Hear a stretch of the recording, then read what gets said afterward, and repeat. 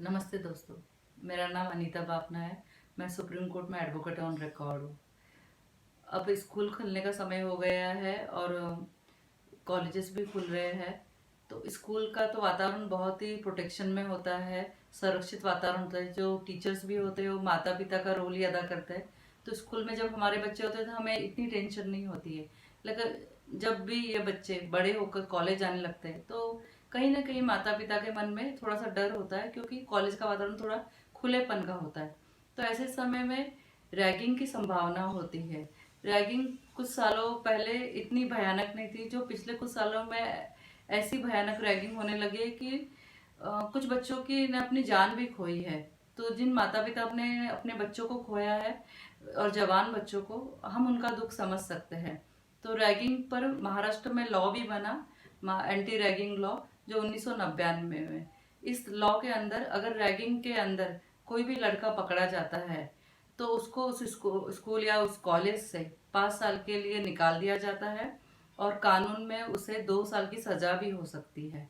लेकिन ये रैगिंग होता क्या है? रैगिंग ये होता है कि आप किसी भी बच्चे को, किसी भी कॉलेज स्टूडेंट्स को, जो भी छात्र है, अगर उसको आपने साइकोलॉजिकली हार्म किया है, फिजिकली हार्म किया है, उसकी कोई प्रताड़ना की है, इसके अलावा हो सकता है आप उसको कुछ ऐसा करने के लिए बोले जिसके उसके मन में डर बैठ जाए, या कुछ उसको ऐसा हार्मफुल चीज बोले जैसे उसका इंसल्ट करे, ये सारी बातें रैगिंग में आती है।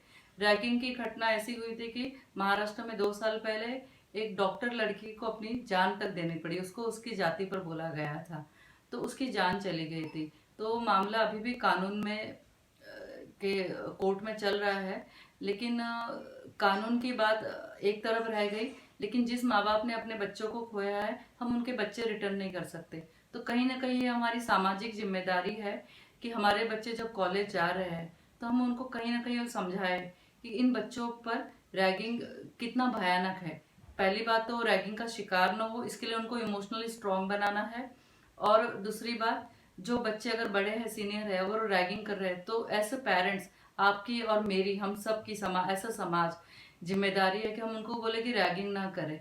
रैगिंग का सबसे जो पहला कंप्लेंट होगा वो कॉलेज के प्राचार्य के पास होगा।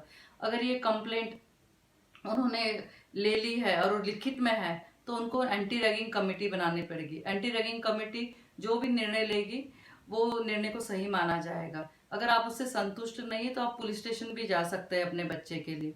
लेकिन ध्यान रखिएगा कि आपकी कंप्लेन होनी बहुत जरूरी है। कई बार ऐसा हो जाता है कि जो प्राचार्य होते हैं, प्रिंसिपल होते हैं, वो उस कंप्लेंट को नजरअंदाज कर सकते हैं। तो कानून में ऐसा भी प्रावधान है कि जो ये कंप्लेंट होगी, अगर प्राचार्य ने नजरअंदाज किया है तो वो भी उसमें दोषी होंगे।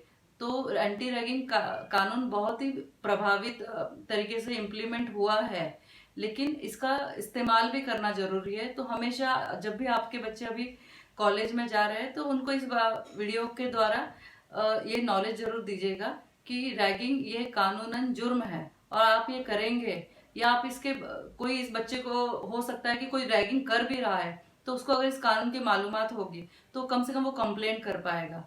और सबसे एक इम्पॉर्टेंट चीज मैं बोलना चाहती हूँ, आजकल शहरीकरण बढ़ चुका है तो गांव से भी बच्चे कहीं दूर पढ़ने आते हैं। तो ऐसे समय में हमारा कर्तव्य है कि हम उन बच्चों को हमेशा फोन करें ऐसे पेरेंट्स, और उनको पूछे कि कॉलेज में कैसा वातावरण है।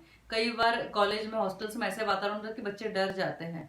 अगर हमारा इमोशनल सपोर्ट रहा तो बच्चे डरेंगे नहीं और वो अपनी बात बताएंगे। तो कोशिश यही कीजिएगा कि रैगिंग पहली बार तो हो नहीं, और हो तो उसकी कंप्लेंट जरूर कीजिए, क्योंकि कहीं ना कहीं हमारी जिम्मेदारी है ऐसा समाज कि हम इस रैगिंग को रोके। नहीं तो आने वाले सालों में हम बहुत सारे बच्चे खोएंगे, और उस माँ बाप की बच्चा ऐसे एक बोलते हैं ना, एक ऐसा एसेट होता है कि हम किसी को रिटर्न नहीं कर सकते।